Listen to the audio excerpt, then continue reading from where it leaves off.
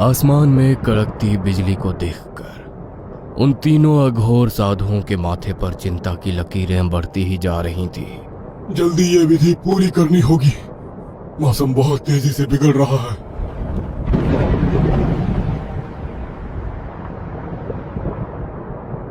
एक बार बरसात शुरू हो गई तो फिर विधि पूरी करना असंभव हो जाएगा।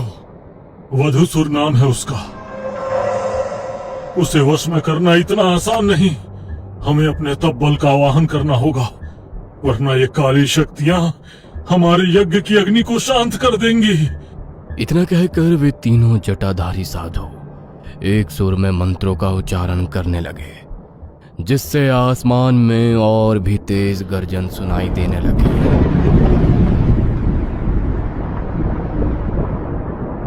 कुछ देर तक मंत्रोच्चारण के बाद अचानक तेज तूफान शुरू हो गया। एक केले के पेड़ का तना बीच से फटने लगा और फिर एक तेज रोशनी आकर उसमें समा गई। पेड़ फिर से सामान्य नजर आने लगा। वे तीनों साधु मंत्र पढ़ते हुए लाल धागे को उस पेड़ से 107 बार लपेट देते हैं।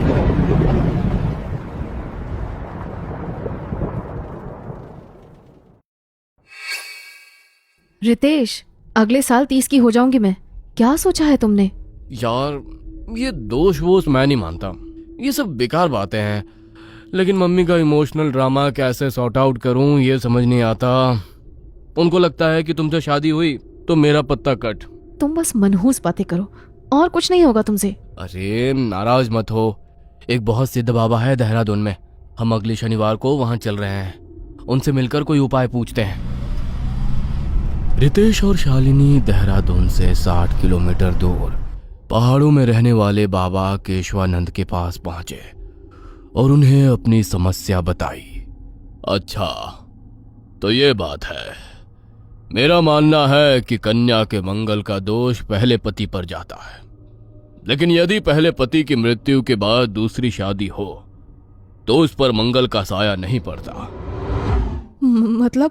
घबराओ नहीं, तुम्हारी पहली शादी किसी इंसान से नहीं, वृक्ष से होगी, जिसे शादी के बाद काटना होगा। पेड़ के कटने के बाद आप दोनों विवाह कर सकते हैं। बाबा, आप ही विधि विधान से शालिनी का विवाह करवा दीजिए ना।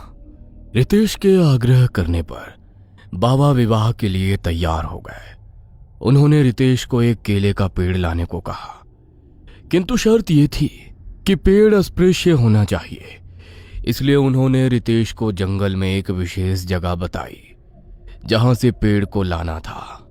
आज ही ब्रह्म मुहूर्त में विवाह होगा, इसलिए दिन ढलने से पहले तुम्हें लौटना होगा। रितेश जंगल की ओर बढ़ गया। चारों ओर घना जंगल था। पेड़ों के झुंड इतने सघन थे कि उजाला बस नाम का ही नीचे आ रहा था। तभी उसे जंगल से कुछ डरावनी आवाजें सुनाई पड़ने लगी।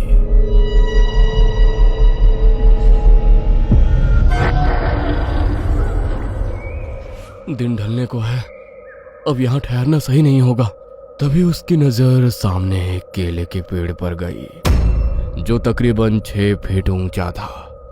केले पर काला फूल खिला हुआ है। बड़ी अजीब बात है, लगता है कोई हाइब्रिड पौधा है।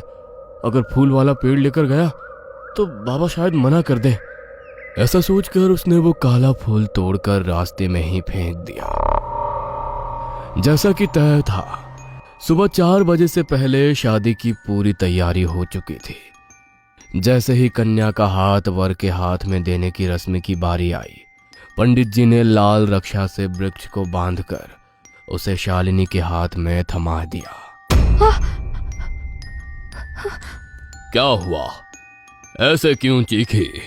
ऐसा लगा कोई सख्त और अजीब सा हाथ मेरे हाथ को कसकर जकड़ रहा है। रिलैक्स, कुछ नहीं है। बाबा ने मंत्र पढ़ने जारी रखे और कुछ देर में विवाह संपन्न हो गया। सिंदूर दान का समय। मेरा कोई शिष्य वृक्ष की डाल से सिंदूर लगवा देगा। इतना कहते ही अचानक तेज हवा चलने लगी और सिंदूर की डिबिया हवा से उलट गई और सिंदूर उड़कर शालिनी की मांग में लग गया। बहुत भयंकर तूफान शुरू हो गया है। जल्दी जल्दी रस्म पूरी करिए। जल्दी जल्दी शालिनी के फेरे उस पेड़ के साथ हुए और अचानक एक काला फूल उड़ते हुए शालिनी की गोद में गिर पड़ा। ये तो वही फूल है, इसे तो मैंने जंगल में फेंक दिया था। विवाह संपन्न हुआ। बेटा, ये लो खंजर, इससे एक ही बार में पेड़ को काट डालो। शालिनी ने हाँ में गर्दन हिलाई और खंजर पेड़ के तने पर दे मारा। कुछ गीला चिपचिपा सा पदार्थ तने से बह निकला, जिसकी छींटें शालिनी के चेहरे पर आकर गिरी। ये खून कहाँ से आया? मेरे हाथों और चेहरे पर खून है रितेश। ये पेड़ से खून कैसे रिस रहा है? डरो मत, खून नहीं सिंदूर है, जो पेड़ से निकले गीले पदार्थ में मिलकर लाल हो गया है। बाबा के कहने पर अभी शालिनी शांत हो गई थी। मांगलिक दोष दूर होते ही रितेश ने शादी की तारीख निकलवाना शुरू कर दिया था। शादी का दिन तय हुआ और तय समय पर शालिनी और रितेश का विवाह संस्कार शुरू हो गया। मंडप के बीच अचानक शालिनी के कानों में एक भारी भरकम आवाज गूंजी। वधू, अगर विवाह हुआ तो इसकी जान जाएगी। शालिनी ने चौंक कर चारों ओर देखा, वहां कोई नहीं था। एक बार फिर पंडित जी मंत्र पढ़ने लगे। शालिनी को अगले पल चारों ओर अंधेरा दिखाई देने लगा। छत से टप टप कुछ काला चिपचिपा पदार्थ टपक रहा था। मंडप के पास बैठे लोग ऐसे दिखाई दे रहे थे जैसे मुर्दा। शालिनी ने पंडित जी की ओर देखा। उनकी जगह एक लाल आंखें और काले डरावने चेहरे वाला चेहरा देख उसकी चीख निकल जाती है। यहाँ कुछ है रितेश, वो तुम्हें मारने की धमकी दे रहा है। कौन है? तुम्हें कैसे बताऊं, मैं उसे फील कर सकती हूँ। कम ऑन यार, तुम नर्वस हो बस। शालिनी के चेहरे पर डर था। वो रितेश का हाथ पकड़कर फेरे ले रही थी। तभी उसे रितेश की जगह वही डरावना काला साया नजर आता है। शालिनी गठबंधन को अग्नि में फेंक रितेश का हाथ छोड़कर भागने लगती है। इसकी मानसिक हालत ठीक नहीं लगती। शादी बाद में होती रहेगी, पहले इसे डॉक्टर को दिखाओ। बस बहुत हो गया, नहीं करनी अब शादी। मैं शालिनी के पास ही रुकूंगा और उसका ध्यान रखूंगा। जिसे जो सोचना है सोचने दो। शालिनी रितेश के साथ शहर आ गई थी। रात का समय था। दवाएं लेकर वो गहरी नींद में सोई थी। कमरे की लाइट बंद थी, लेकिन तभी एक आवाज से शालिनी की आंख अचानक खुल गई। खिड़की पर किसी के नाखून रगड़ने की आवाज आ रही थी। शालिनी ने धीरे से सिर घुमाया। खिड़की के बाहर एक काला साया खड़ा था। रितेश, उठो, कोई है बाहर। रितेश गहरी नींद में था, इसलिए उठा नहीं। तभी ठक की आवाज के साथ खिड़की अपने आप खुल गई। वो साया अब कमरे के अंदर दिखाई दे रहा था। शालिनी हिल भी नहीं पा रही थी। उसका शरीर जैसे लकवाग्रस्त हो गया था। वो साया उसके बिल्कुल पास आकर झुक गया।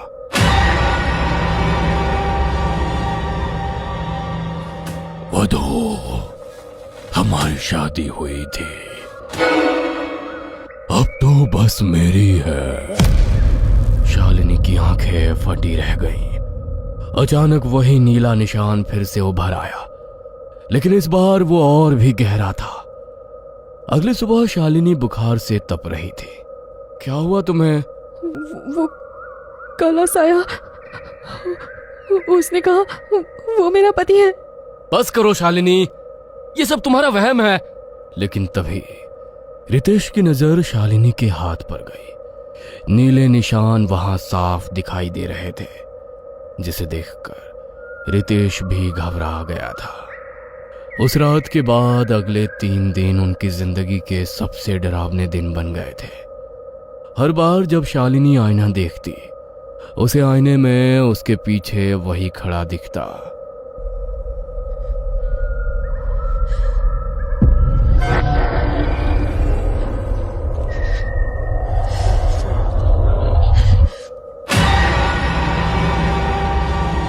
जिसके कारण उसने पूरे घर के आईने तोड़ डाले थे। रात होते ही उनके कमरे में मिट्टी और सड़े पत्तों की बदबू भर जाती, जिससे उनके लिए वहां रुकना मुश्किल हो जाता। शालिनी तो जैसे पागल सी हो गई थी। बाल बनाए अपना चेहरे देखे भी कई दिन बीत गए थे। ना उसे खाने का होश था, ना अपने कपड़ों का। एक रात जब रितेश कमरे में गया, वहां का नजारा देखकर उसके होश उड़ गए। शालिनी खिड़की के कांच के सामने खड़ी थी। उसके बाल खुले थे और वो अजीब सी आवाज में कुछ बातें कर रही थी। शालिनी धीरे धीरे मुड़ी। उसकी आंखें पूरी काली हो चुकी थी और होठों पर डरावनी मुस्कान थी। शालिनी, क्या हुआ तुम्हें? रितेश के पूछने पर शालिनी बेहोश होकर जमीन पर गिर पड़ती है। अगले दिन रितेश भागता हुआ बाबा केशवानंद के पास पहुंचा। बाबा, कुछ करिए, मेरी शालिनी। क्या उस पेड़ पर कोई असामान्य चीज थी? मैंने जहां बताया था वहीं से पेड़ लाए थे ना तुम? वो घने जंगल में मेरी हिम्मत टूट गई थी, इसलिए मैं सागौन के पेड़ के पीछे से इसे ले आया। इस पर एक काला फूल था, मुझे लगा आपको शक ना हो जाए, इसलिए मैंने वो फूल तोड़ दिया था। तुमने बहुत बड़ी गलती कर दी। वो कोई साधारण वृक्ष नहीं था, वो एक ऐसी बंधी हुई आत्मा का निवास था जिसे किसी तांत्रिक ने उसी पेड़ में कैद किया था। तो अब तुमने उसे मुक्त कर दिया, और सबसे भयंकर बात, तुमने शालिनी का विवाह उसी आत्मा से करवा दिया। रितेश के पैरों तले जमीन खिसक गई। अब वो आत्मा शालिनी को अपनी पत्नी मान चुकी है और जल्द ही वो उसे पूरी तरह अपने साथ ले जाएगी। नहीं, ऐसा नहीं हो सकता। बाबा, कोई उपाय बताइए ना। उपाय है, लेकिन बहुत खतरनाक। आज आधी रात उसी जंगल में जहां से पेड़ लाया गया था, तुम्हें शालिनी को लेकर आना होगा। मैं प्रयास करूंगा वो फिर से किसी पेड़ में कैद हो जाए। आधी रात को रितेश बाबा और शालिनी के साथ जंगल पहुंचा। हवा में वही सड़े पत्तों की बदबू थी। शालिनी अजीब तरह से मुस्कुरा रही थी। अचानक जमीन पर वही काला फूल पड़ा दिखने लगा। धीरे धीरे वो साया फिर से प्रकट हुआ, इस बार और भी भयानक रूप में। उसका पूरा शरीर सड़े पेड़ जैसा, आंखें जलती हुई और हाथ खून से सने हुए।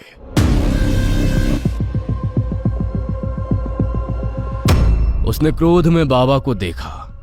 बाबा जाकर एक पेड़ से टकरा गए। अचानक शालिनी उसकी तरफ खींचने लगी। रितेश ने उसका हाथ कसकर पकड़ लिया। बाबा मंत्र पढ़ने लगे, लेकिन तभी शालिनी जोर से चीखी और उसका हाथ रितेश के हाथ से अलग हो गया। अचानक एक बड़े से पीपल के पेड़ के तने में दरार पड़ने लगी और उसी के साथ शालिनी जाकर उसमें समा गई। शालिनी के बाद पेड़ के रूप में खड़ा वो काला साया भी धुआं बनकर पेड़ में समा गया और उसके बाद सब कुछ एकदम से शांत हो गया। यह सब देखकर रितेश गहरे सदमे में आ गया था। आपने तो कहा था बाबा, यहां आने से पहले मेरी शालिनी उससे मुक्त हो जाएगी। आपके मंत्रों के बाद भी वो मेरी शालिनी को मेरी आंखों के सामने कैसे ले गया? तुम्हें अभी पूरी सत्य की जानकारी नहीं है। शालिनी मेरे पास आई थी और उसने ही मुझे ऐसा करने को कहा, एक दिन पहले। बाबा, वो वधूसुर पहले मुझे अपने साथ ले जाना चाहता था, लेकिन अब वो मेरे रितेश को मारकर उसके शरीर पर कब्जा करना चाहता है। ताकि इंसानी शरीर में रहकर वो मेरे साथ पति रूप में रह सके। आप कुछ करो बाबा, ताकि रितेश पर आंच ना आए। उसका एक ही उपाय है कि उसे वापस किसी पेड़ में कैद कर दिया जाए। लेकिन चूंकि अब उसका विवाह तेरे साथ हो गया है, तो 7 जन्मों तक वो तेरा पीछा नहीं छोड़ सकता। अगर उसे इस दुनिया से भेजना है तो तुझे भी। उसके जैसे असुर को इस दुनिया में आने का मार्ग नहीं दे सकते हम। अगर मेरी मृत्यु से सब सही हो सकता है तो मुझे मंजूर है। आज के दिन शालिनी के तैयार हो जाने के बाद हमने इस विधि की सारी तैयारियां की, और फिर शालिनी के साथ साथ वह बधुसूर भी उस पेड़ में कैद हो गया। उसने तुम्हें यह सब बताने से मना किया था, क्योंकि यदि तुम्हें सत्य का आभास होता तो तुम उसे ये कभी ना करने देते। अब घर लौट जाओ और फिर कभी इस वन में लौट कर मत आना।